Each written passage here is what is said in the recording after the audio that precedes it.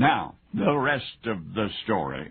Frank James had hit bottom for sure this time, and yet there's something oddly anesthetizing about utter failure, perhaps a natural defense against irrational despair. And so Frank trudged on through these depths to which he had descended, this ill-advised occupation as a baby photographer. Had somebody suggested such a career to Frank only a month or two previous, he would certainly have laughed, envisioning himself, camera poised, struggling for composure amid his own frustration, beseeching, "Smile, you little so-and-so," but his prospective employer had made such a compelling speech. For 5 whole minutes he had expounded on the uniqueness of the mother's love and how that relentless devotion to her child rendered her vulnerable to a baby photographer's pitch, and thus inspired and armed with his boss's camera, Frank James hit the pavement in search of infants to immortalize. "Excuse me, ma'am," he said to the first young woman who answered the polite rapping at her door. "Get lost, mister," the woman interrupted, and then slammed the door in Frank's face.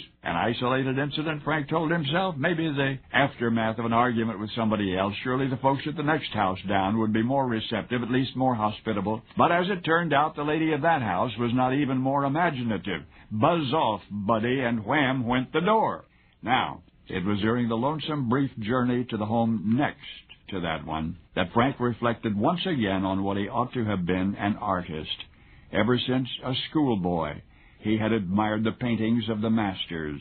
At the urging of his teachers, he became an art major in college. He grew fascinated with political cartooning. He enjoyed some success as a political cartoonist in the Midwest and then moved to California, hoping to land a regular job with one of the big newspapers out there. But the competition was fierce, so Frank illustrated some newspaper ads, then designed and painted theatrical scenery for a while, and then along came a fast-talking fellow with a camera and a misguided notion that there was nothing a mother could not do to possess an artful portrait of her baby. Brother, was he wrong. But Frank was not going to give up so easily this time.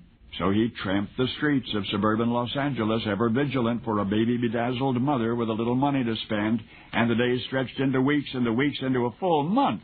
But the most Frank was able to evoke from any and all of the mommies he approached was, in effect, "Get lost, mister." Frank finally returned his camera to the fast-talking gent, with none of its film exposed, and he resigned.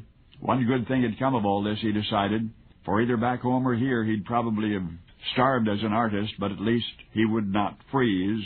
Once upon a disillusionment, there was a jobless political cartoonist, a baby photographer who never photographed a single baby. The world has forgotten all that, and remembers instead what happened after Frank, out of sheer hunger, earned a few dollars falling off a horse as a stunt extra in a movie. You know that vagabond Van Gogh, Frank James Cooper. You know him as Gary Cooper. Only now you know the rest of the story.